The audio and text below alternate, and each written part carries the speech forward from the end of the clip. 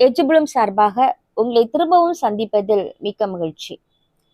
ஒருவர் தன் லட்சியத்தில் வெற்றியடைய எதிரிகள் தேவை. நாம் எதிரிகள் இல்லாத உலகத்தில் வாழ விரும்புகிறோம். ஆனால் ஒருவரது வீரம், விவேகம், தன்னம்பிக்கை எதிரிகள் முன்னிலையில் தான் பறைசாற்றப்படுகிறது. ஷேக்ஸ்பியர் ஒரு நாடகத்தை பார்த்துவிட்டு அந்த நாடகத்தை பலவிதமாக விமர்சனம் செய்தார்.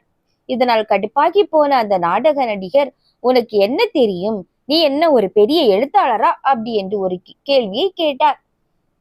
அந்த சமயத்தில் தான் யார் என்பதை உணர்ந்த ஷேக்ஸ்பியர் அந்த நாடக நடிகர் கேட்ட கேள்வியால் இன்று ஒரு பெரிய எழுத்தாளராகவே மாறிவிட்டார். என்ன ஒரு அற்புதம் பார்த்தீர்களா? அவருடைய எதிரியார் இந்த நாடக நடிகர் தான்.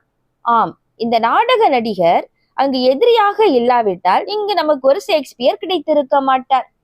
கதைகளில் வில்லன் இல்லை என்றால் நடிகருக்கு ஏது வேலை? வில்லன்களை தோற்கடித்து எடுத்த காரியங்களில் வெற்றி பெறுவதே ஒரு நடிகரின் சிறப்பு. அப்படி என்றால் நம் வாழ்க்கையிலும் எதிரிகள் தேவை. நாம் செய்யும் செயல்களில் குற்றம் காண்பவர்கள், குறை சொல்பவர்கள், விமர்சிப்பவர்கள், தவறாக பேசுபவர்கள் என எல்லோரும் நம் எதிரிகளே. ஏனெனில் அவர்கள் சொல்லும் குறைகளை நிவர்த்தி செய்ய நாம் முயலும் போது நம்மை அறியாமலேயே நாம் சிறப்பாக செயல்பட்டு விடுகிறோம்.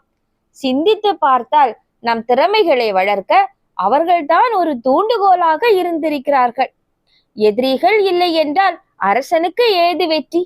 வெற்றி கிடைத்தால்தான் ஒரு அரசன் சரித்திரத்தில் இடம்பெற முடியும். எதிரிகள் இல்லை என்றால் நிச்சயமாக ஒரு அரசன் புகழ் பெற முடியாது. அதனால் எதிரிகள் நமக்கு தேவை.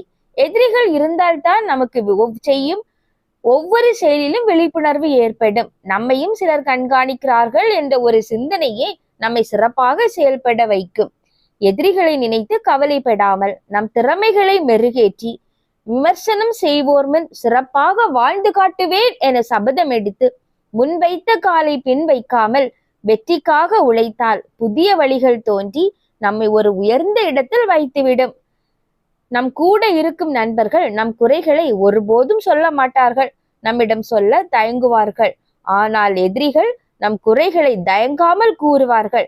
எனவே நமக்கு தேவை எதிரிகள். கபீர்தாஸ் இவர் ஒரு துறவி. எதிரிகள் இல்லாத உலகத்தில் நான் வாழ விரும்பவில்லை, அவர்கள்தான் எனக்கு ஆசான்கள் என்று கூறினார். ஆம், அனைவருக்கும் இது பொருந்தும். ஏனெனில் எதிரிகள் இல்லாவிட்டால் நாம் யார் என நமக்கு தெரியாது.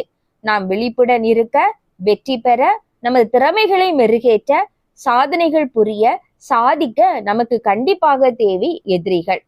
2ஆம் உலகப் போர். அந்த போரின் போது அமெரிக்கா ஜப்பானிய நகரங்களான நாகசாகி மற்றும் குரோஷிமா மீது அணுகுண்டுகளை வீசி தாக்கியது. அதனால் இழப்புகள் ஏராளம். ஆனால் இன்று தொழில்துறையில் முக்கியமான மையங்களாக நாகசாகி, குரோஷிமா செயல்படுகின்றன. அன்று அழிந்த ஜப்பான் இன்று அழிவிலிருந்து மீண்டு நாகரிக சின்னங்களாக மாறி அமெரிக்காவோடு போட்டி போடும் நிலைக்கே மாறி உள்ளது என்றால் அதற்கு காரணம் அமெரிக்கா என்ற எதிரி நாடுதான். எனவே நமக்கு எதிரிகள் தேவை. அவர்கள்தான் நம்மை உயர்வுக்கு வழிவகை செய்கிறார்கள். வாழ்க்கையில் எதிரிகள் தேவை. அவர்களின் பொறாமைதான் நம்மை புதிய உயரத்திற்கு உயர்த்தும். அவர்கள்தான் நம்மை வலிமையாக்கி முன்னேற தூண்டுகிறார்கள். எதிர்ப்பில்லாமல் வளர்ச்சி நடக்காது. எதிர்ப்புகள் தான் நம்மை வலிமையாக்கும் பேராயுதம் என்பதை நாம் மறந்துவிடக் கூடாது. நன்றி. அடுத்த வீடியோவில் மீண்டும் சந்திக்கும் வரை விடைபெறுவது உங்கள் ஷீபா.